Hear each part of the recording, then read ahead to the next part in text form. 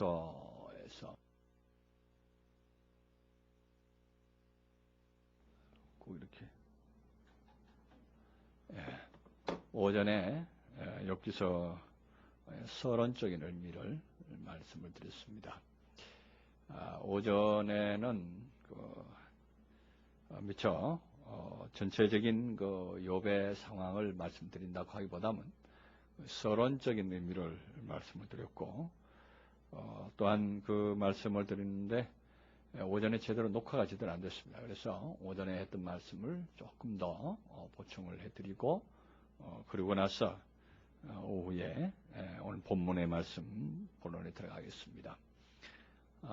이 욥기서를 대하게 되면은 우리는 항상 하나님께서 어찌하셨어 이처럼 의로운 사람, 이 참된 사람, 믿음이 좋은 사람에게 이처럼 환난을 주셔서 이처럼 큰 고난 가운데 거하게 했을까 하는 의구심을 떨쳐버릴 수가 없습니다.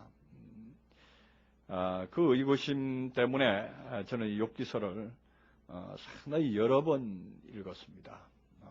상당히 여러 번 읽고 또 계속 읽으면은 무슨 뜻이 나오려나 싶어서 계속 읽기도 하고 또한 찾아보기도 합니다만은 점점 읽으면 읽을수록 그 하나님께 대한 의심만 가득했지 그 내용을 알기가 상당히 힘들었습니다.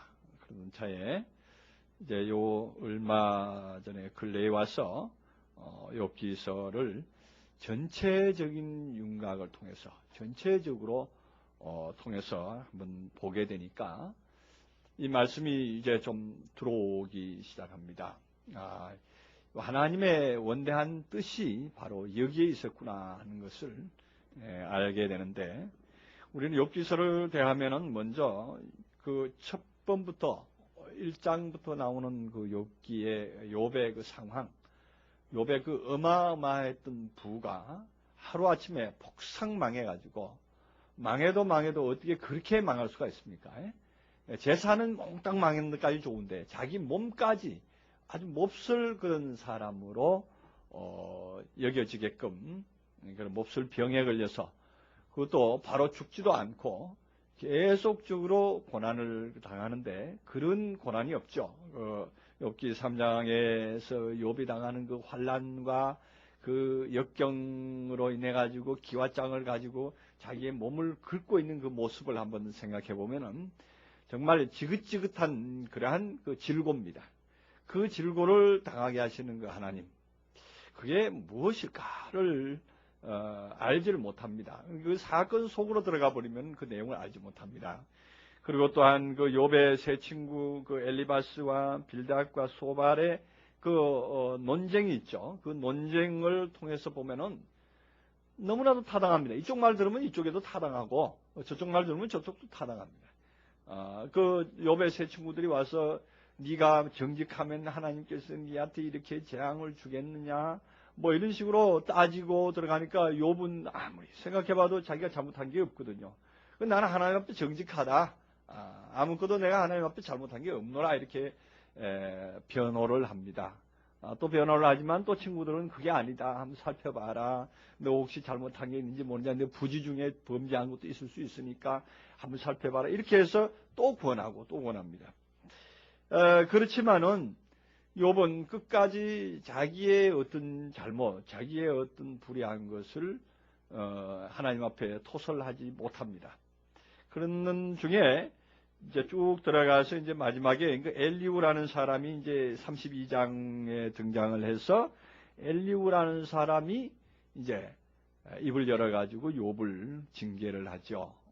당신이 정말로 하나님 앞에 결격 사유가 없느냐? 정말 하나님 앞에 순전하다고 생각하느냐? 이렇게 해서 그 엘리후라는 사람이 욥을 꾸짖었습니다. 당신이 정말로 하나님 앞에 정직하다고 생각하느냐? 정직하다고 생각하는 그 자체가 하나님 앞에 참으로 인정받지 못하는 삶이고 참으로 비난받을 삶이다. 이렇게 꾸중을 하니까 그때서야 입이 조금 이제 다물어집니다.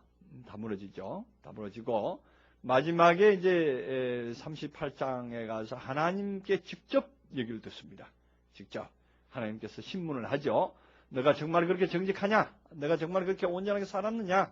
이렇게 하면서 욥이 하나님 앞에 신문을 받는데, 하나님께서 신문을 하는 그 신문의 내용을 들어보면 기도 안 찹니다. 정말 우리가 읽어보면은 정말 기도 안 찹니다. 뭡니까? 여기 38장 한번 볼까요? 몇 구절만 좀 봅시다. 39장 1절부터 보면, 산염소가 새끼를 치는 때를 내가 아느냐? 암사슴의 새끼를 낳는 기한을 내가 알 수 있느냐? 그것들은 몇 달 만에 만삭이 되는지 아느냐? 그 낳을 때를 아느냐? 그것들이 몸을 부풀리고 새끼를 낳아 그 괴로움을 지내어 버리고 그 새끼는 강하여져서 빈들에서 길르다가 나가고는 다시 돌아오지 아니하느니라. 누가 들나귀를 놓아 자유하게 하였느냐? 누가 빠른 나귀에 매인 것을 풀었느냐? 이렇게만 질문한 게 아니라 또 뒤에 또 더 가보면은 41장 같은 경우에는 내가 능히 낚시로 악어를 낚을 수 있느냐? 노끈으로 그 혀를 맬 수 있느냐? 줄로 코를 꿰일 수 있느냐? 갈코리로 그 아가미를 꿰일 수 있느냐? 그것들이 어찌 내게 연속 강구하겠느냐?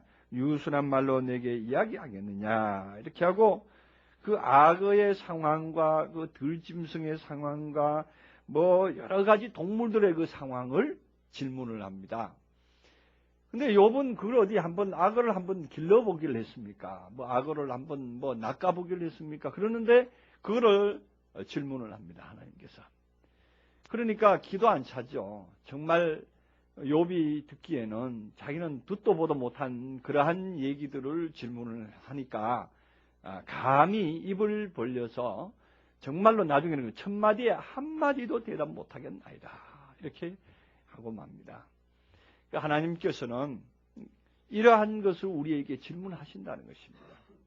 이러한 것을 우리에게 최종적인 부분에 가서 우리에게 질문을 하십니다.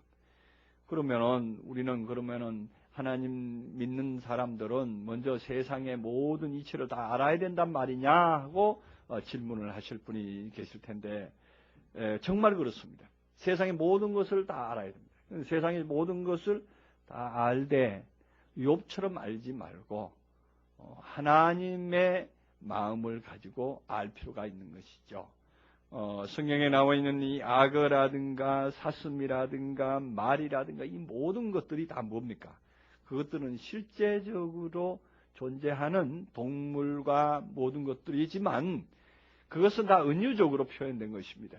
그러니까 악어에게 무슨 말을 연속으로 강구했느냐, 유순한 말로 내게 이야기하겠느냐, 이런 식으로 나오는 거 보면은 분명히 악어도 무슨 말을 하는 대상으로 보면 됩니다.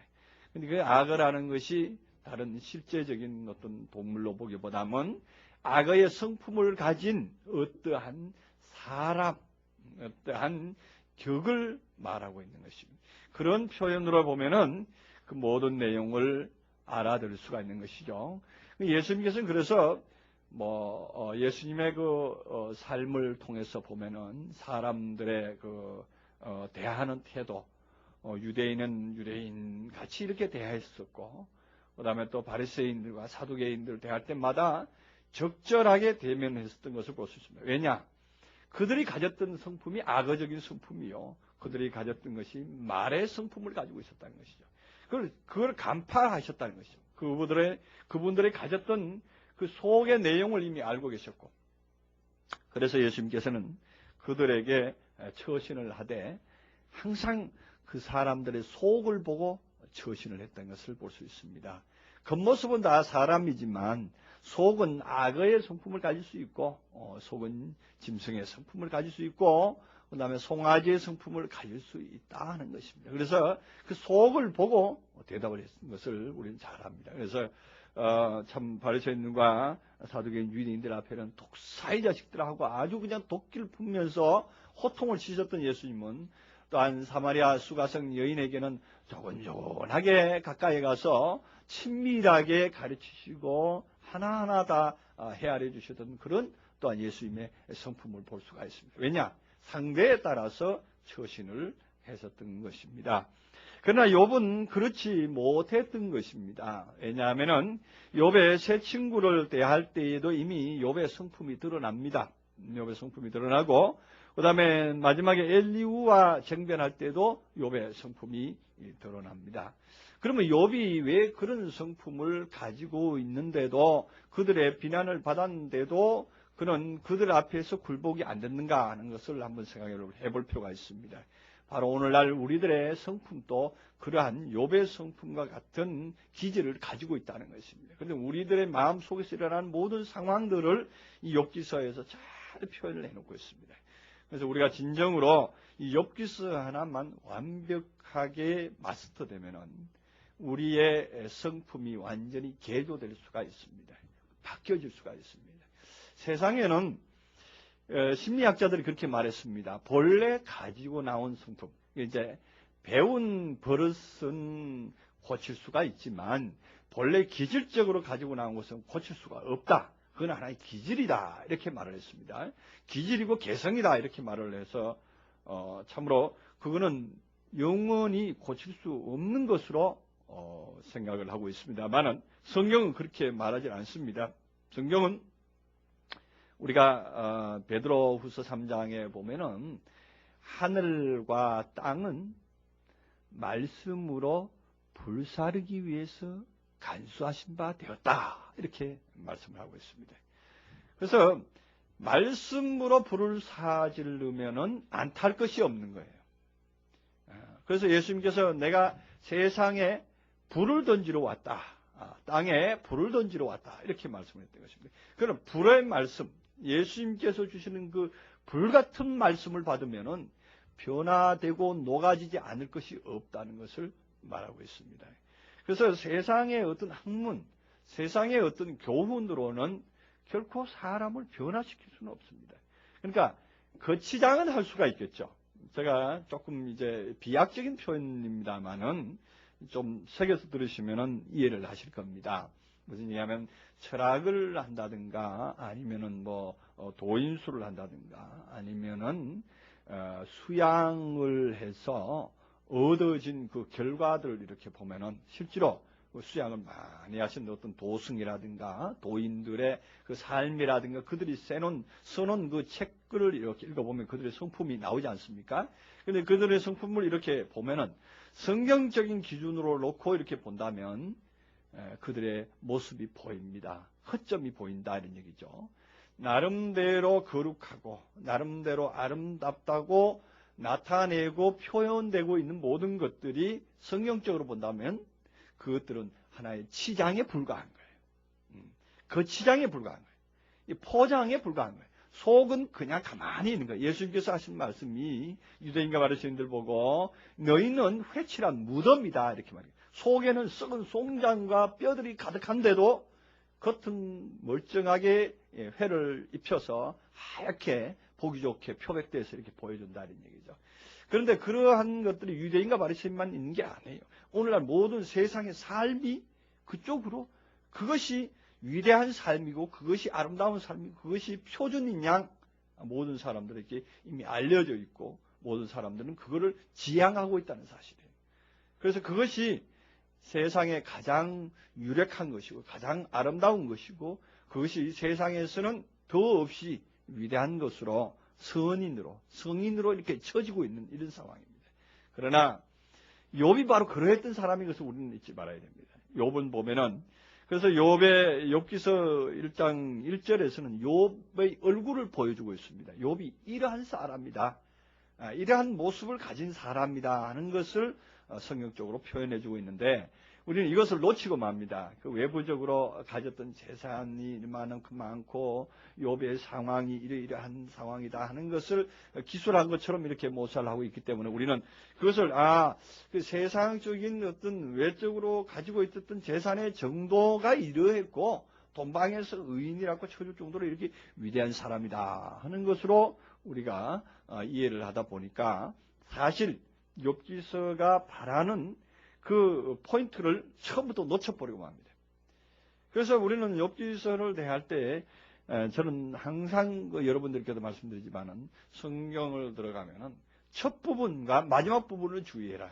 가운데 부분은 첫 부분만 가득 잘 잡으면 마지막 부분은 자동으로 얻어지는 것이고 중간 부분도 자동적으로 살찜이 될 것이다. 이렇게 제가 늘 말씀을 드립니다. 그래서 여기서 1장 1절에서 5절까지 참 중요합니다. 이 부분을 우리가 면밀하게 또 검토를 해볼 필요도 있다는 얘기입니다. 그렇게 해서 그 1장 1절부터 읽고 그 부분 이후에 나타나는 사단의 역사, 그거를 또 우리가 잠깐 또 생각을 해볼 필요가 있습니다. 그래서 욥의 일단 상황부터 한번 살펴보면은, 저는 일단 이 욥의 상황을 제가 아까 서론에 말씀드렸듯이 모든 인류와 모든 세상 사람들이 지향하고 있는 외적인 모습을 표현해 주고 있는 것입니다. 그렇게 일단 보고 들어가면은 이 욥의 상황이 처음부터 끝까지 연결이 됩니다. 그것이 욥이 왜 이렇게 환난을 당해야 됐고 사단에게 부침받아야 됐고 그 다음에 왜 세 친구에게 공격을 받아야 됐고 엘리후를 만나야 됐고 그 다음에 또 하나님에게 말씀을 들어야 했던가 하는 것이 이 처음에 사건의 출발은 왜 그런가 하는 당위성을 제시를 하고 있는 것입니다. 그런데 우리들이 알고 있는 그 어떤 사건적으로 이해를 한다면 당위성보다는 하나님은 이러이러한 위대한 사람에게도 시험을 주신다. 하물며 이렇게 시험 주시는데 나같이 이렇게 가난뱅이한테는 시험 주신 거 당연하지 않겠느냐. 뭐 이렇게 생각을 하고 세상적인 교훈으로 치부하고 만다는 얘기죠. 그러나 자 오늘 이 본문에 한번 다시 들어가 봅시다. 1장 1절에서는 우수 땅에 욥이라 이름하는 사람이 있었는데 그렇게 말합니다. 그 우수 땅이다 이렇게 말합니다. 우수 땅. 이 우수 땅이라고 하는 것은 셈 족속이 살던 땅인데 셈의 후예입니다.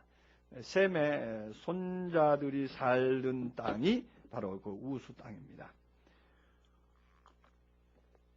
근데 이 우수 땅이라는 이 우수라는 단어 안에는 무엇이 들어있냐 하면 이야기하다, 의논하다 하는 의미가 들어있습니다. 의논하는 곳이다. 이야기하는 곳이다. 이런 얘기입니다. 이야기하는 곳이고 의논하는 곳이다. 그러면은 이 지금 욥기서의 배경은 무엇을 말한다는 것을 가르쳐주고 있습니다. 이야기거리다 이런 얘기예요. 이야기거리다. 말거리다 이런 얘기예요. 다시 말하면 나쁘게 얘기하면 말장난이다 이런 얘기예요. 말거리로 해가지고 결론을 얻는 거예요. 그러니까 말은 뭐냐? 귀로 듣는 것이 말이고 그 다음에 나중에 결론은 뭘 얻습니까? 눈으로 보는 것을 얻습니다. 그러니까 귀로 듣는 말을 하는 곳이 우수 땅입니다. 이 우수 땅이 변해서 볼 수 있는 땅, 눈으로 식별할 수 있는 땅으로 바뀌어지는데 그것은 한 번에 바뀌어지는 것이 아니라 여러 번의 과정을 거쳐야 바뀌어진다는 얘기입니다. 그래서 욥이 표현은 마지막에 가서 내가 귀로만 들었는데 이제는 눈으로 보나이다 했던 말씀은 바로 이게 자기가 살았던 처소가 거기이기 때문에 그래요. 거기는 이야기하는 사람들만 많았고 이야기하는 사람들이 많은 곳에서는 이런 표현이 나올 수밖에 없는 거예요. 그래서 하나님에 대한 소문은 잔뜩 들어서 하나님은 이런 분이다, 하나님은 이런 분이다, 이렇게 생겼어요, 저렇게 생겼어요. 제가 오전에도 말했지만 정말 그런 사실이에요. 저는 참 우스개 같지만 그런 말을 가끔씩 해놓고도 참 과연 그렇다 이런 말을 하는데 무슨 얘기냐 하면은 이제 남산 꼭대기에 우리 주님께서 오셨다 하자. 우리 주님께서 만약에 오셨다면 정말로 우리 주님 오셨습니까? 하고 영접할 사람이 몇이나 있겠는가를 제가 질문을 했는데 한번 생각을 해보시기 바랍니다. 여러분들이 주님께서 우리가 알고 있던 그런 모습, 우리 나름대로 그려놓은 모습이 많이 있지 않습니까? 뭐 구름 타고 오시리라, 그다음 빛난 옷을 입고 오시리라. 근데 그 외장에 빛난 옷이고 이런 거는 누구들 요즘 무대에서 요즘 쇼하는 사람들 보니까 옷이 아주 휘황찬란하더만요. 그냥 바짝바짝 빛난 옷 많이 입고 다니더만. 그거 입고 만약에 남산 꼭대기 나타났다면 빛난 옷 입고 왔으니까 주님이시겠네. 아니다 말이에요. 그러면 또 옷은 그렇다고 치고 그럼 얼굴은 어떡하? 해같이 빛나더라. 해같이 빛나는 사람, 어디서 볼 수 있습니까? 해같이 빛나는 사람 얼굴에 화장을 잘하고 아니면 조명과를 잘 받으면 해같이 환하게 빛날 수도 있습니다. 그럼 그 사람이 예수겠네? 아니다 말이죠. 우리가 흔히들 아는 그런 상식으로서는 아무리 추적해서 올라가 봐도 예수님의 어떤 모습, 오시긴 오신다는데,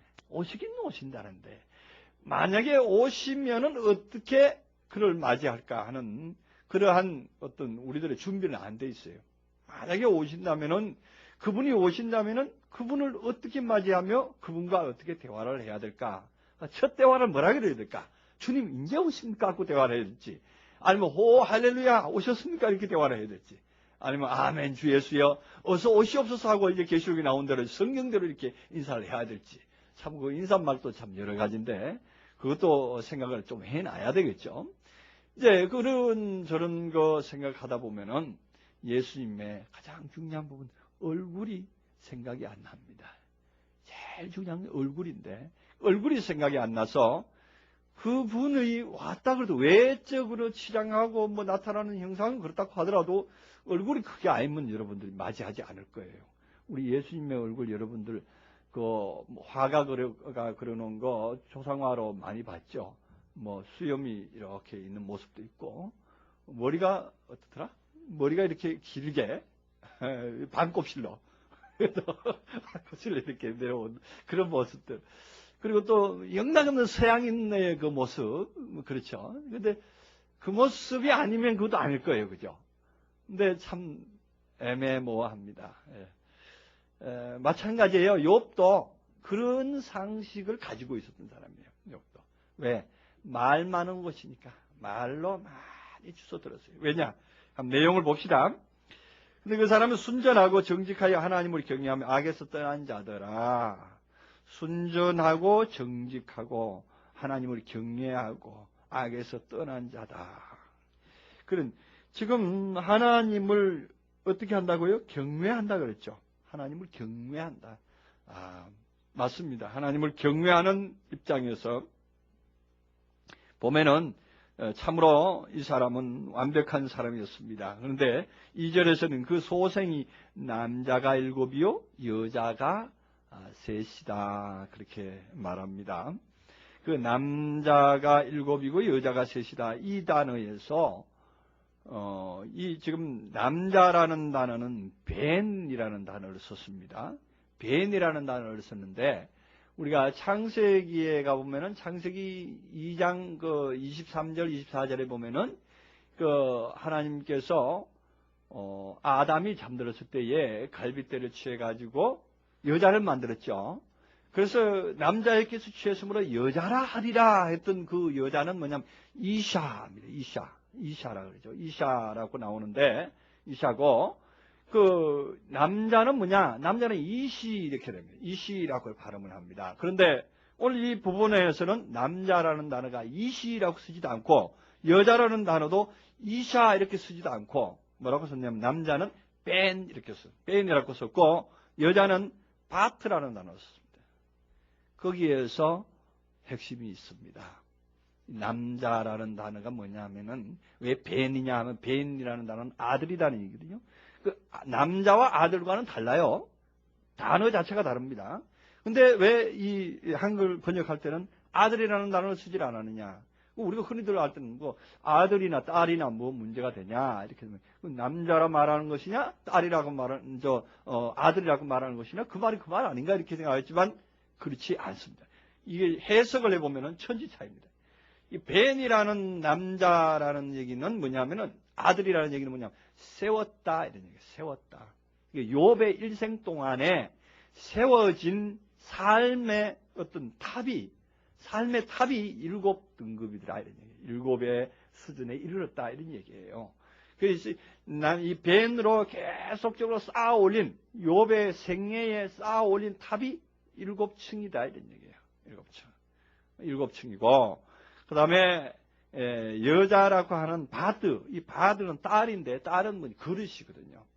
그릇, 이제 그릇 다시 말하면 이제 그 남자는 탑으로 쌓는 것이고 여자는 그릇을 담는다 이런 의미를 가지고 있거든요. 그래서 담다 하는 얘기예요. 그래서 우리들 한국에도 여자를 보고 밭이다 이렇게 하잖아요. 뭐 씨가 좋아야지, 뭐 밭이 좋아야지 하면서 그런 말하잖아요. 이거 밭, 그 무엇을 담는 거예요. 그리고 보니까 밭이라는 단어가 바트라는 단어 비슷하네. 히브리어 바트, 바트. 자, 그래서 지금 여기 이 그릇을 담는 것이 3개나 있더라 이런 얘기예요. 욥이 가지고 있는 이때까지 일생 동안에 쌓아 올린 것 중에 가장 나타내 보일 만한 게 아들인 거예요. 세워놓은 탑이 7층 석탑을 하나 쌓아놨고, 석탑이라 그러면 안 되죠. 사람 탑을 하나 쌓아놨고, 그 다음에 이 그릇이 이제 3개나 되는 그릇을 가지고 있는 것이 욥의 상황입니다. 욥이 가장 자랑할 만한 상황이 바로 그건데, 우리도 그렇잖아요. 이 세상에서는 가장 재산을 많이 쌓아놨다 해봐야 자녀가 없으면 말짱 흔들립니다. 그래서 난 자식이 몇이요? 그러면은 그 자식이 사실은 그 사람 중에는 가장 큰 가산이고 가장 큰 재물입니다. 그것이 이 세상에 가장 큰 보물일 겁니다. 당신이 보물 중에 가장 큰 보물이 뭐야 하고 한번 얘기를 한다면은 돈보다도 우선 치는 것이 내 자식이다 그럴 거예요. 마찬가지입니다. 욥도 가지고 있었던 것이 그러한 상황이었다는 것이죠. 그런데 실제적인 자식이 아니라 세워진 어떤 탑이라 다름없는 것이 욥의 7층이라는 겁니다. 그리고 위로는 7층이요, 옆으로는 3개의 보따리를 가지고 있더라. 이렇게 말할 수도 있는 것입니다. 실제적인 사람으로 형상화하지 말고 상태적으로 형상화해서 표현하는 표현법입니다. 자, 그래서 욥이 가지고 있었던 것은 7층에 대한 어떤 높이 올라간 자신의 어떤 지식의 정도가 그 정도였고, 또한 그것이 한 보따리만 가지고 있는 게 아니라 3보따리나 되더라. 이런 얘기가 됩니다. 그래서 욥은 바로 지식으로 굉장히 부한 자다 이렇게 볼 수 있습니다. 그래서 사도 바울이 사울일 때, 바울이 아니라 사울일 때 가졌던 그러한 관념과 같은 수준의 버금갈 정도의 높은 경지의 수준에 이르렀다 하는 얘기입니다. 그 소유물은 양이 1천이요 약대가 3천이요. 그런데 여기 소유물로 나오는 거 있죠? 이 소유물이 왜 소유물이라고 표현했는가? 이 소유물도 원어적인 차원에 들어가 보면은 이거는 그냥 사들인 거예요. 이제 쌓아 올린 것하고 자기가 노력해서 쌓아 올린 것 아니고 순수하게 수입한 거예요. 수입한 것만 이제 치는 겁니다. 자, 그러면 수입해서 쳤다 하는 얘기는 우리는 무엇을 수입을 합니까? 영적으로, 우리 마음적으로 본다면, 이거 항상 마음으로 들어가 봐야 됩니다. 마음적으로 들어가 본다면은, 욥이 가졌던 것을 사실은 전부 다 남에게 빌려온 거고, 얻어온 겁니다. 우리가, 처음에 하나님을 만나기 전에, 진정한 하나님의 말씀을 만나기 전에는, 이 사람에게서 들은 거, 저 사람에게서 들은 거, 저 목사님에게 들은 거, 저 철학서에서 들은 거, 이런 것들이 막 수입해서 들어옵니다. 우리가 대학 과정, 초등학교 과정부터 시작해서 중고등학교, 대학교 과정을 거치는 동안에 들어오는 전부 다 받아들이는 거 아닙니까? 교육에 의해서 받아들이는 겁니다. 그 받아들이는 것을 말합니다. 그런데 이제 지금 현재 오늘 나열하는 이러한 양이라든가 약대 이런 것들은 받아들여졌는데 실질적으로 세목별로 이렇게 보는 겁니다. 앞에 부분에서는 자기가 세워져 있는 어떤 과정을 말하고, 세워져 있는 그 상태를 말하고, 그 다음에 지금은 그 세워져 있는 상태의 자세한 내막을 설명을 하는데, 그것이 양이 1천이고 약대가 3천이다. 양이 참 1천에 7천이죠. 양이 7천이다. 그래서 이 양이라고 하는 것은 저희가 요한복음 2장 강의할 때 양과 소를 내쫓으시는 우리 예수님의 채찍으로 내쫓으시는 그 상황을 제가 설명하면서 양이 무엇이라고 이렇게 말씀을 드렸는데, 양의 수준으로 받아들인, 겸손한 수준으로 받아들여진 것. 약대는 무엇이냐? 약대는 이 보답하다 하는 뜻이 가말이라 그래가지고 보답하다 하는 의미가 있거든요. 뭘 이제 하다못해 남에게 뭘 베풀 수 있는, 남에게 뭔가를 나타내서 줄 수 있는, 나누어 줄 수 있는 그러한 것이 삼천이다 이런 얘기입니다. 삼천이요 소가 500결이다. 500결이 그러면 500마리를 얘기하는 거, 500짝이다 얘기입니다. 500짝이다. 500짝. 그러면 항상 뭡니까? 소는 우리가 일하는 그 짐승이기 때문에 소는 우리가 요즘에 와서는 소는 잡아먹는 걸로 이렇게 생각하고 육식에 영양을 보충하는 걸로 이렇게 생각을 하는데 사실은 성경에서 소는 항상 일하는 걸로 나옵니다. 그래서 사도 바울도 일하는 소에게 멍에를 씌우지 마라 이렇게 말하며 정말로 소에게 대한 말이겠느냐? 전혀 우리에게 한 말이 아니겠느냐 이렇게 말하면서 소의 상황은 바로 일하는 자다 이런 얘기입니다. 그래서 일할 수 있는 상황이, 일할 수 있는 말씀의 수준이 500결이다 이런 얘기입니다. 500결이다. 500결이라고 하는 것은 남에게 무엇인가 줄 수 있는 구원의 복음을 아니면 무엇인가 더 살찌게 하는 그러한 것이다 이런 얘기죠. 이제 자신만 살찌는 게 아니라 남에게도 살찌울 수 있는 그러한 파워가 가졌다 이런 얘기입니다. 그리고 암나기가 500이요 종도 많이 있었으니 이 사람은 동방 사람 중에 가장 큰 자다 이렇게 말합니다. 동방 사람 중에서 가장 큰 자다. 이 동방이라는 것을 우리가 배웠죠. 하나님께서 에덴 동편에다가 에덴 동산을 만드셨다. 그 에덴 동산을 찾으라고 할 때 동편을 설명했습니다. 떠오르다 무엇을 향하여 계속적으로 나아가고 있는 그러한 상황에서 가장 큰 자다. 그러니까 뭐를 향해서 가고 있는 상황. 지금 욥은 뭐 하는 사람이냐면은 계속 떠오르고 태양을 향해서 떠오르는 빛을 향해서 계속적으로 돌진해 나가고 있는 사람 중에 마음을 크게 먹은 사람이다 이런 얘기예요. 우리가 복음을 가지고 뭘 가졌다 그러면요, 어떤 사람들은 그것으로 자기가 치부하고 자기가 만족하고 내가 여기가 좋사오네 하고 주물러 머물러 있기를 좋아합니다. 그러나 욥은 다행히 그렇지 않았습니다. 그렇지 않기 때문에 하나님께서 사랑하신 거예요. 거기에 머물러 있고 더 이상 나는 수용할 능력이 없어, 더 이상 말씀이 필요 없어 하고 머물러 있는 사람이 상당히 많습니다. 하나님을 경외하고 하나님을 진정으로 사랑하는 사람은요, 머물러 있을 수가 없습니다. 계속적으로 말씀을 주신 분입니다. 말씀을 계속적으로 주세요. 요즘은 제가 참 여러분들 때문에 제가 더 은혜 속으로 들어갑니다. 여러분들 때문에 제가 더 말씀의 깊은 속으로 들어가는데 그러한 일을 만들어주시는 하나님께 저는 너무나도 감사가 됩니다. 왜냐하면은 그 말씀을 받을 만한 그릇이 있어서, 받을 만한 분들이 계셔서 그 말씀을 만들어내야 될 또 직무가 있거든요. 그래서 저는 계속적으로 말씀을 볼 때마다 새로운 말씀, 지금 꼭 나를 자랑하는 것 같았습니다만, 제가 늘 말씀을 할 때는 새로운 말씀으로 합니다. 이제 전에 했던 거를 리바이벌 하는 경우는 거의 없습니다. 순전히 새로운 것을 창작에 의해서 말씀을 한다는 것입니다. 어느 누굴 걸 빌려서도 하지 못합니다. 어쩌다가 시간이 없어서 인터넷이나 이런 데서 어떤 유명한 목사님의 설교를 한번 좀 빌려서 해볼까 하고도 마음 먹어보지만, 빌려서 이렇게 테이블 위에 갖다 놓고 읽어 내려가 보면요, 그건 완전히 연불하는 것 같아서 이거 영 되질 않습니다. 그래서 제가 한번 저쪽 교회에 있을 때 한번 그렇게 했다가 망신을 한번 되게 당한 적이 있는데, 사실 그래요. 그럴 수가 없는 거예요, 우리는. 체질적으로 그럴 수가 없는 거예요. 체질적으로 우리는 하나님의 말씀을 계속적으로 새로운 말씀을 공급해야지. 우리는 그렇지 않습니까? 매일 새로운 음식을 공급을 받아야지. 똑같은 식은 밥 그거 먹어봐야 별로 그렇게 영향이 되질 않습니다. 마찬가지로 새로운 밥을 새로 해서 먹는 그런 습관이 되어 있다 보니까, 그래서 그런지 우리 식생활도 그렇게 됐습니다.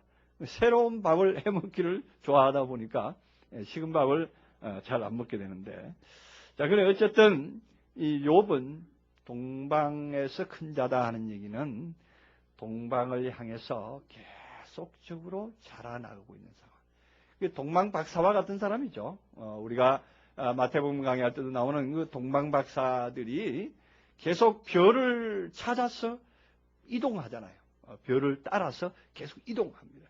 욥이 지금 오늘 이 말씀을 통해서 쭉 나오는 게 시작인데, 여기서부터 이제 쭉 이제 한 걸음 한 걸음 하나님을 향해서, 하나님을 보기 위해서 한 걸음 한 걸음 돌진해 나가는 그러한 모습을 그리고 있습니다. 그래서 바로 동방에서 가장 큰 자다, 열심을 내는 자다, 동방을 향해서 온전한 그 빛의 세계를 향해서 열심으로 달려가고 있는 큰 마음을 가진 사람이다, 이런 얘기입니다.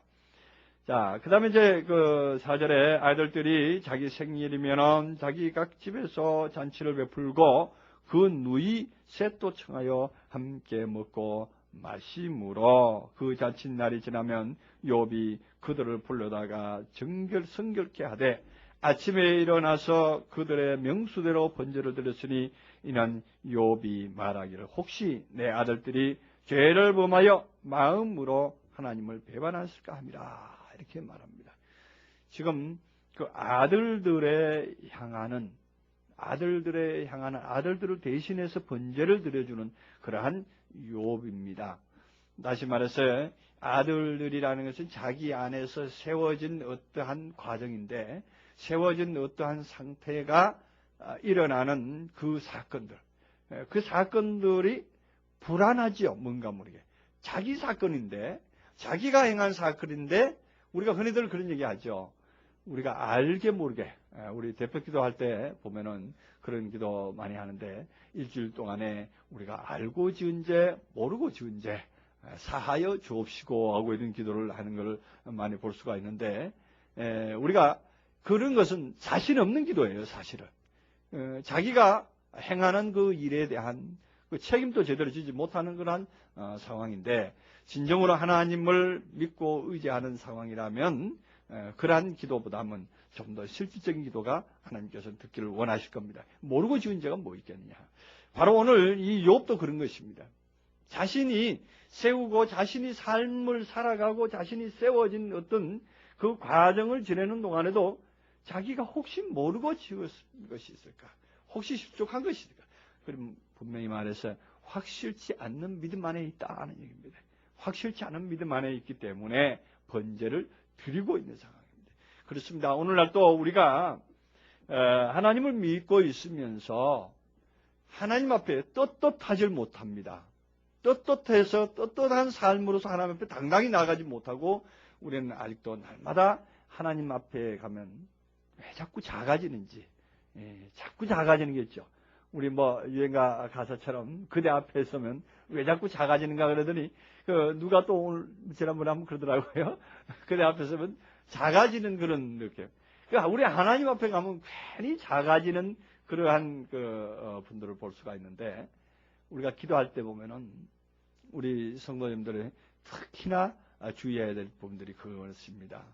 하나님 앞에 우리가 아들이면은 아들답게 당당할 필요가 있습니다. 왜 떳떳하지 못한 건 모르겠어요. 괜히 그냥 엎드려서 주야, 난 죄인입니다 하고서 그냥 눈물 콧물 흘리고 그러는데, 그것도 물론 어떨 때는 그런 때도 있겠죠. 우리가 범죄를 안 할 수가 없으니까 그렇게 해서 또 할 수도 있겠지만, 주야장창 맨날 만나기만 하면 그냥 그것만 하고 있을 때, 우리 하나님께서 보실 때, 야, 저놈은 맨날 그냥 가서 죄만 짓고 죽이지, 그냥 하나님 눈에도 자칫하면 어긋날 거예요. 왜냐하면 밉상을 보인단 말이에요. 밉상을 잘못 보일 수가 있어요. 근데 우리는 하나님의 아들입니다. 그러니까 그렇게 하실 분은 이제 할 말이 있죠. 어떤 바리새인과 세리가 기도하는 것을 마태복음에서 표현되고 있잖아요. 바리새인의 기도는 주야, 나는 일주일에 몇 번씩 금식하고 11조를 맨날 드리고 하는 기도와, 그 다음에 세리는 주야, 나는 죄인으로소이다 하고 하늘을 우러러보지도 못하고 하는 이런 기도가 거기에 있으니까, 그 기도가 좋느니라, 그 기도가 샘플이니라, 이렇게 하고서 그 기도를 지향하고 그 기도를 그대로 받아들이는 분이 계시는데, 그는 그 상황에서 예수님께서 설명을 하신 것입니다. 그러나 우리가 진정한 믿음 안에 있고 진정한 아들 안에서 하나님의 아들로서의 위치에 있다면 그런 기도보다는 아들로서의 당당한 기도가 필요합니다. 아들은 우리가 아들을 키워보지만 때로는 참 부모한테 참 꾸중 들을 짓도 하지만 때로는 이쁜 짓도 많이 하잖아요. 귀엽고 이쁘고 그렇잖아요. 그럼 그럴 때에 이쁜 짓 좀 하나님한테 하고 하나님 나 이쁜 짓 했습니다 하고 또 당당하게 말할 수도 있잖아요. 근데 그런 일이 한 일이 없는가 봐. 왜 그러냐 하면은 그것은 마음먹기에 달린 거예요. 종의 자리에 마냥 앉아있다 보니까 하나님을 감히 이 아버지라고 부르긴 하지만 자신은 어디에 있느냐? 종의 자리에 앉아있어서 마냥 하는 것이 종의 짓을 하고 있다 보니까 상상을 못하는 거예요. 감히 상상을 못하는 거예요. 옛날에 우리가 그 시골에 살던 분들은 잘 알죠. 어떤 머슴이라는 제도가 있었잖아요. 머슴을 몇 사람 거느리고 있는, 저희 집은 가난해서 머슴을 두고 사는 사람까지 아닙니다만, 이웃집이 아주 부유한 집이 하나 있었는데, 머슴을 셋이나 뒀다고요. 어떤 집은 12명까지도 머슴을 두고 있는 있는데, 그런 집도 있던데, 옛날에는 그렇다 그러더라고요. 그런데 머슴을 셋 두고 있었는데, 그 머슴이 나하고 또래된 그 집에 아들이 있었는데, 그 아들을 대하기를 정말 상견대 하듯 합니다. 머슴이 나이가 그때가 한 40쯤 되는데 그 아들이 야 가자 그러면 그리고 야자 틀어 그 머슴 보고 완전 종이니까 아들과 종의 차이는 그런 거예요. 그 머슴 보고 야 가자 그러면 가고 괜히 뒤에 가면서 발로 툭툭 차고 그 어른을 보고 말이에요. 발로 툭툭 차고 그러는데도 나는 볼 때 도저히 그 사람 저걸로서는 그 이해가 안 되는 그런 대목인데도 정말 우리 영화에서나 받는 그런 것들잖아요. 영화에서는 우리 흑인들이 미국 백인 사회에서 종 노릇하는 그러한 광경들은 정말로 사람의 짓인가 싶을 정도로 짐승과 거의 다를 바 없는 그런 삶을 살고 있는 그들의 그 상을 우리는 영화를 통해서도 한번 본 적이 있는데 그런 삶이 머슴과 아들의 삶의 차이입니다. 그런데 머슴의 삶으로 완전히 길들어 있는 그리스도인들이 너무 많습니다. 그러다 보니까 그 아들의 지위는 감히 상상도 못하는 거예요. 아들의 지위는. 그런데 이 욥이 바로 그러한 수준으로서 있다가 이제 아들 수준으로 올려오려고 하는 그러한 그 발돋움 단계에 있는 그러한 사람들. 그런데 그 머슴의 상황에 있으면서 그 머슴은 참, 그 아들을 볼 때 어떻게 받겠습니까? 참, 너는 참 복도 많다. 복이 많아서, 저처럼, 일처럼 종도 부리고, 나처럼 나이 많은 종도 그냥 함부로 대할 수 있고, 이렇게 하면서 그 사람 마음속에는, 팔자를 잘 타고나야지. 좋은 집에 태어나야지. 이렇게 생각을 하고 있을 거 아닙니까? 그러나 소망은, 그때는 인생살이에서는 진짜로 그 어떤 소망을 가져도 그 소망을 이룰 수 없지만 여기에 하나님 나라에서는 소망을 가지면 이룰 수가 있는 것입니다. 욥은 소망을 가졌던 분이에요. 왜냐? 동방에서 큰 자로 소문이 나 있던 사람이기 때문에 하나님을 향해서 열심히 살고 있는 사람이기 때문에 가능했습니다. 자, 그래서 욥이 이제 이처럼 이런 환경 가운데 있었고 욥의 얼굴 모습이 이러한 분이다 하는 것을 지금 1절부터 5절까지 소개를 하고 있습니다. 자, 그 다음에 이제 6절부터는 이제 하나님의 아들들이 와서 여호와 앞에 섰고 사단도 그들 가운데 왔는지라. 그러니까 이제 아들이 딱 나옵니다. 하나님의 아들들이 나옵니다. 진정으로 하나님의 아들들이 나오고 사단이 나오고 이제 하나님이 나오고 그 다음에 욥은 제3자로 저 밑에 이제 밀려나서 그러면 욥은 그럼 뭐냐? 욥은 뭐냐 하는 것이 이제 생각을 하게 되겠죠. 자, 욥은 아직 하나님의 아들들과 같이 어깨를 겨누고 있을 만한 위치가 아니었던가 봅니다. 왜냐하면은 하나님의 아들들이 와서 여호와 앞에 섰는데 욥은 없더라 이런 얘기죠. 욥은 여기 들어있지 않기 때문입니다. 그리고 사단도 이제 와서 그 가운데 섰고 하나님이 사단에게 이제 이르러서 사단이 여호와께 가로되 땅에 두루 돌아 여기저기 다녀왔나이다 이렇게 말하죠. 하나님은 사단에게 묻습니다. 너가 어디로 갔다 왔느냐 묻습니다. 사단에게. 왜냐? 하나님은 사단에게 일거리를 줬기 때문입니다. 너는 이리 돌아오라, 이리저리 돌아오라 그렇게 했기 때문입니다. 사단은 가만히 있지 못해요. 항상 이 사람 마음에 들어가서도 수석거리기도 하고 저 사람 마음에 들어가서 수석거리기도 하고 이 사람의 환경 가운데 가서도 수석거리고 저 사람의 환경 가운데 바빠요. 너무 바빠요. 사단은. 바쁜 그 일을 하는 존재가 사단입니다. 그래서 우리들 마음 안에서 사단이 들어오면은 마음이 막 요동을 칩니다. 요렇게 할까 저렇게 할까 이렇게 하면 좋을까 저렇게 하면 좋을까 순간순간 바뀌게 됩니다. 그래서 종잡을 수가 없죠. 그 일이 사단이 이리저리 다니는 거예요. 땅이 뭐 얼마나 넓어서 이렇게 다니기도 하겠지만 우리 마음 땅이 넓어요. 정말 넓어요. 한번 생각해 보면은 이 생각도 담아놓을 수 있고 저 생각도 담아놓을 수 있고 이런 모양도 담아놓을 수 있고 저런 모양도 담아놓을 수가 있으니까 정말 그거를 펼쳐놓으면은 이 지구보다 더 클 거예요. 정말 더 큽니다. 구석구석에 별의별 생각이 다 들어있으니까 구석구석에. 그래서 우리들의 그 마음 땅을 이리저리 두루 다니는 존재가 사단이다 하는 것입니다. 그래서 이 사단의 마음과 아들의 마음 두 마음이 한 존재 속에 들어가 있는 겁니다. 사실은.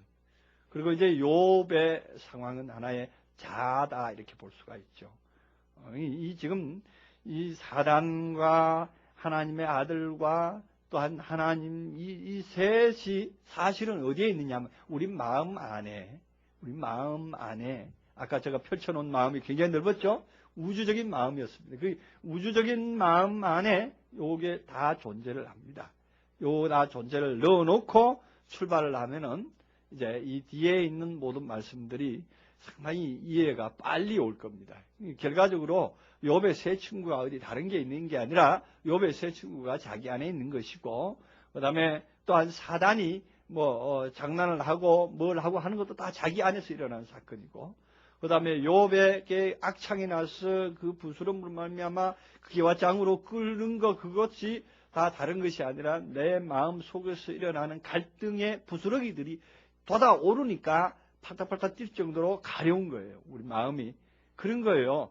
우리 마음에서 그게 가만히 있으면 되는데 우리가 듣는데 긁어서 듣는다 그러잖아요. 긁어서 부스럼 만든다 그러는데 이 긁어서 부스럼을 만드는 존재가 사단이고 그것이 괜히 가만히 있으면 됩니다. 우리가 진리의 길을 가고 하나님의 길을 가는데 그대로 우직하게 가는 분들이 믿음으로 빨리 성장하는 것을 볼 수 있습니다. 그런데 오히려 그냥 말씀 가지고 해끄닥 하는 분들일수록 더 많은 고통을 겪는 것을 볼 수 있습니다.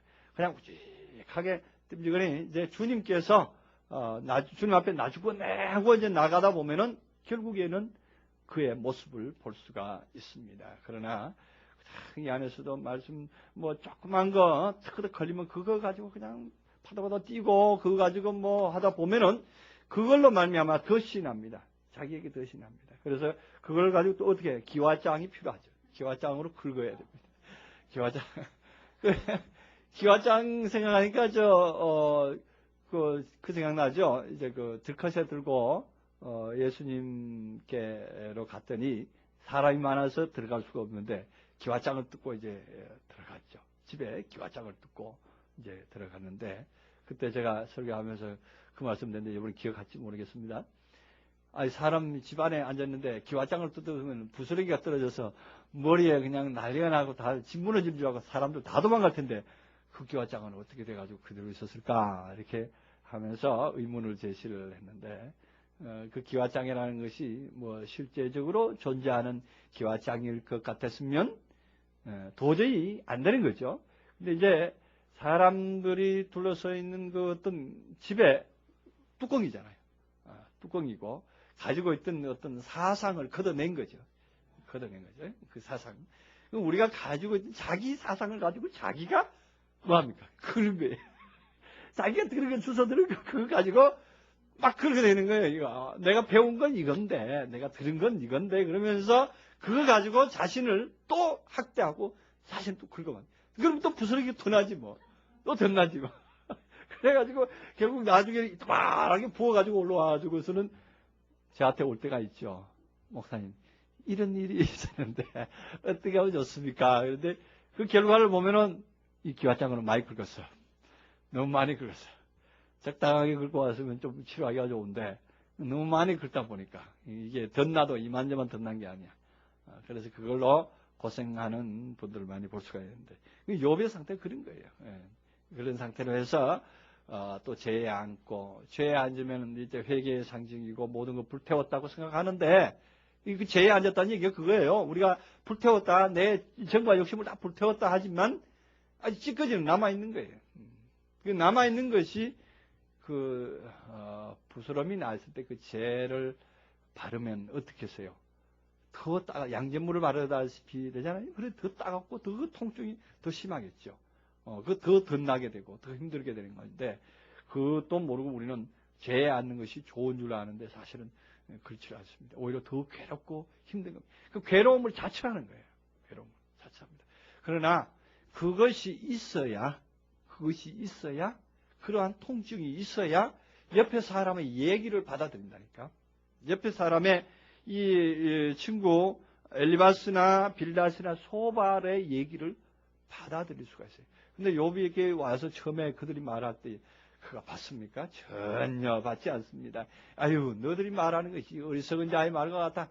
니들이 말하는 것이 쓸데없는 의원이 하는 얘기가 같구나. 내가 병들었는데 진짜 의원이 필요한 것인데 너들 말하는 게 쓸데없는 이야기들을 자꾸 늘어놓는단 말이야. 우리가 볼 때도 그 말을 듣고 보니까 가만히 뒤로 분석해 보면 진짜 쓸데없는 얘기들을 늘어놨어요, 그죠? 그런데 이제 그것이 사실은 욥이 새겨들으면 거기서도 벌써 이미 변화할 수가 있는 거예요. 그래도 우리는 진리를 향해서 가다 보면 이렇게 덧나고 어렵고 하지만 말씀이 들어와서 그 말씀이 나를 이제 귓전을 울려줄 때가 있습니다. 그럴 때 귀를 기울이면은 빨리 끝나는 거예요. 예, 이 고난이 빨리 끝나고 빨리 갈 수가 있는데 이게 기울여지질 않습니다. 때가 돼야 돼요. 예, 저는 많은 그 성도들을 대하면서 이때까지 참 많은 성도들 숫자로 친다면 거의 몇천은 되겠네요. 지금은 몇 안 되지만 근데 그 몇천은 되는 사람들을 이렇게 대하면서 그들의 오고 감물 저는 조금 더 미련을 두어보지는 않았습니다. 어떤 분들은 그래요. 아이고, 목사님, 그 사람 좀 잡지, 왜 이렇게 못 잡았습니까? 이렇게 하시는 계시는데, 때가 안 된 거예요. 때가 아닌 거예요. 때가 돼야 됩니다. 모든 것이 때가 있습니다. 네. 그 때가 있을 때에 그 때가 곧 그에게 연결이 됐을 때 결실을 맺어낼 수가 있습니다. 우리는 이 결실의 과정에 있는 사람들은 사실은 그 결실을 하는 장소니까 여기는 참 정말로 생나무는 말리고 마른 나무는 다시 쌩싱하게 만드는 곳이 바로 우리 교회가 되겠는데 그래서 그 생나무가 오면은 말려야 되기 때문에 이 생나무가 와서 말릴 자신이 있으면은 이 때가 됐는가 하고 붙어 있는데 그렇지 않고 생나무가 돼서 말리기 시작하면은 아이고 나 못 견디겠다 하고 튀는 사람은 어쩔 수가 없는 거예요. 그러나 그 사람은 어디에 가야 되느냐? 아직 저쪽에 가서 더 많은 어떤 고난이라든가 이걸 통해서 자신을 살펴보고 나면은 나중에서 그 말씀이 좋구나 하고 다시 기동량을 하게 되고 다시 찾아올 수 있게 됩니다.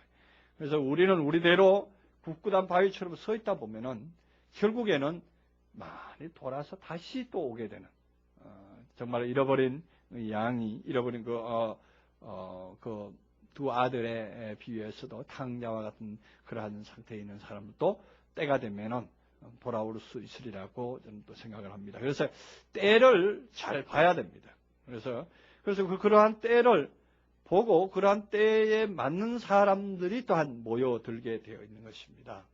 그래서 어느 교회든지 가보면은 그런 물때가 이렇게 되어 있습니다. 이렇게 무더기로 때가 있는 것을 볼 수가 있는데, 양떼들이 우리가 그래서 하나님의 양들이다 이런 묘사가 되는데, 이 때 있을 때에 그 때는 바로 그 사람들의 경지, 그 사람들의 어떤 차원, 뭐 이러한 상태에 있는 그 무리들만 거기에 있는 것을 볼 수 있습니다. 그래서 그 목사님의 말씀에 딱 맞는 사람들만 거기에 운집되어 있지, 더 어떤 뭐 차이가 현저하게 나는 사람들은 거기에 잘 붙어 있지 못하는 것을 볼 수가 있습니다. 그래서 다른 얘기로 조금 발전됐는데, 그래서 지금 욥의 상황도 그러한 때가, 지금 욥의 때를 지금 크게 나눠서 한 4단계의 때로 이렇게 구분을 해서 볼 수가 있습니다. 첫 번째, 한 껍질 벗기는 게 외부의 껍질을 벗기는 게 하나 있었죠. 외부에 그럼 재산 정리하는 거죠. 주변 정리예요. 주변 정리하는 것이고, 그 다음에 자기의 육체적으로 타격받는 그 상황이죠. 육체적으로 타격받는 상황에서 한때를 또 겪습니다. 그리고 이제 그게 육체적인 상황과 또한 내면적으로 변화되는 것과 같이 겪는데, 육체가 완전히 치료되는 것은 결과적으로 나중에 엘리후를 만나고 나서야 그 엘리후의 중보 기도로 말미암아서 그가 이제 완치되는 것을 볼 수가 있습니다. 그래서 그 상태까지 계속적으로 나아가는데, 내면을 다시 들어가서 내면을 치료하는데 누가 등장합니까? 엘리후뿐만 아니라 엘리후 앞에 등장하는 것이 세 친구, 욥의 세 친구들이 등장을 해서 합니다. 욥의 세 친구는 사실은 언제까지나 욥의 세 친구는 율법 대 율법으로 치료하는 거예요. 율법 대 율법으로. 이론 대 이론으로 치료하는 겁니다. 그 이론은 이론으로라야 다시 뒤바뀌어집니다. 우리가 이론으로 잘못 배운 사람에게 뭐 은혜를 주장하고 뭐 지금 엘리후의 얘기를 바로 이렇게 얘기를 하면요 못 알아듣습니다. 근데 이론으로 쌓아진 상태에 있는 사람에게는 이론을 심어서 상대적인 반대적인 이론으로 제시를 해줘야 돼요. 뭐 우리에게 가끔씩 오시는 분들 중에는 원어 가지고 뭐 원어 차원 가지고 문법이 어떻고 뭐 따지고 들어오시는데, 좋다 그러면 문법 보자 그래서 문법으로 정확하게 제시를 해서 말씀을 해줄 필요가 있습니다. 그랬을 때 그 사람은 오케이 용납하고 깨어집니다. 그러나 그런 사람에게 우리가 알고 있는 뭐 생명의 뭐 성령의 법이 뭐 어떻고 뭐 있는 생명의 역사가 어떻고 뭐 말씀의 뭐 신유의 역사 아니면은 뭐 능력의 역사 뭐 성경의 상징적인 뭐 이런 것만 가지고 막 얘기하다 보면은 그 사람의 수준은 도저히 안 맞습니다. 그래서 이 욥의 세 친구가 필요했던 것입니다. 욥의 세 친구의 타격, 다시 말하면 이론적인 타격이 그에게 와서 부딪혀졌을 때 그가 또 한번 깨어지기 시작했던 것입니다. 그래서 크게 나와서 지금 이미 세 번째 단계까지 왔죠. 그래서 한 단계 마지막으로 남는 것이 엘리후의 증거가 그에게 결정적인 역할을 하게 됩니다. 엘리후의 증거가 그에게 딱 들어갔을 때에 그는 이제 완전히 자신을 이제 내려놓게 되지요. 그래서 엘리후의 증거는 하나님의 증거요, 곧 하나님의 계시의 증거요, 또 말씀에 아주 깊이 있는 생명의 능력이 있는 그 파워로 이제 전달이 돼서 그가 완전히 변화되는 그런 상황으로 나옵니다. 그래서 엘리후의 증거를 다 마치고 나니까 그 다음에 하나님의 나타남이 있잖아요. 하나님의 나타남으로 하나님께 직접 변론을 듣고 말씀을 듣는 그런 시간이 됩니다. 우리도 그러한 이 단계를 쭉 거치고 나서야 정말로 하나님의 음성을 듣는다 이렇게 말할 수가 있는 거예요. 정말로 이렇게 외적인 정리를 다 하고 나서야 정말로 하나님의 음성을 들을 수가 있는 것입니다. 그래서 그때는 이제 사람의 말로 받지 않을 수가 있습니다. 이제 비록 못난 사람, 제가 이렇게 다녀서 설교를 하지만 받을 때는 참 정말로 뭐 뜻같이 얘기를 하면 뭐 뜻같이 받아들인다고 그렇게 정말로 정말로 보잘것없는 말로 말씀을 하지만 받아들일 때는 정말 콩떡같이 정말로 인절미같이 이렇게 받아들일 때가 있기를 바랍니다. 그렇게 돼서 진실로 우리가 하나님을 볼 수 있고 하나님을 본다는 것이 우리가 요한복음 3장 강의할 때도 그랬습니다만은 하나님의 보는 것, 그게 별로 어려운 것이 아닌데 사람들은 하나님을 보는 것이 정말로 어려운 걸 알아요. 그러나 욥의 상태만 지나고 나면 보여집니다. 근데 이것은 순간이 될 수도 있습니다. 많은 세월이 될 수도 있지만 순간이 될 수도 있습니다. 그거는 우리가 마음 먹기에 달린 거예요. 믿음의 경주를 어떻게 해나갈 것이냐. 우리는 어차피 우리가 한 배를 탔고 이 말씀 안으로 들어가기로 결심한 여러분들은 진정으로 이제 욥의 이 면밀한 상황들을 하나하나 잘 분석을 해서 자신의 것으로 받아들여서 자신 안으로 조명해서 그 말씀을 풀어나가다 보면 정말로 은혜가 됩니다. 그래서 그것이 나의 사건이 되어서 나를 그 상황으로까지 이끌고 갈 수 있는 힘이 생깁니다. 그럼 무언가 우리 알아야만이 우리가 늘 말씀드리지만 무슨 전자제품 하나 샀다. 우리 키보드도 하나 연구하는데 키보드 매뉴얼을 제가 자세히 볼 줄 몰라가지고 음료를 이렇게 택하는 것도 잘 조율이 안 되더라고요. 그런데 매뉴얼을 정확하게 봐서 분석을 해보면 제가 아직 시간이 없어서 밑에 분석을 안 했는데 분석을 해보면은 금방 사용법을 알게 됩니다. 아무리 외제라지만은 우리가 또한 분석을 해서 보면 알 수 있듯이 우리도 하나님의 나라에 가는 방법도 그 매뉴얼대로 하면은 그대로 우리가 갈 수 있다는 것을 확신하시기 바랍니다. 특히 이제 이 마지막으로 한 가지 더 부탁드리고 싶은 것은 욥기서가 쓰여진 연대는 창세기가 쓰여진 연대와 맞먹습니다. 그리고 창세기의 어법이 이 욥기서의 어법과 거의 일치합니다. 그렇기 때문에 이 욥기서는 굉장히 높은 수준에 있는 사람이 욥기서를 썼다 이렇게 볼 수가 있습니다. 창세기도 우리가 볼 때에 참 의미가 깊잖아요. 영적인 의미가 깊고 영적인 어휘를 많이 사용을 합니다. 근데 지금 창세기의 어휘나 욥기의 어휘나 거의 비슷한 어휘를 쓰고 있기 때문에 같은 사람이 썼다고 저는 이렇게 보기까지도 합니다.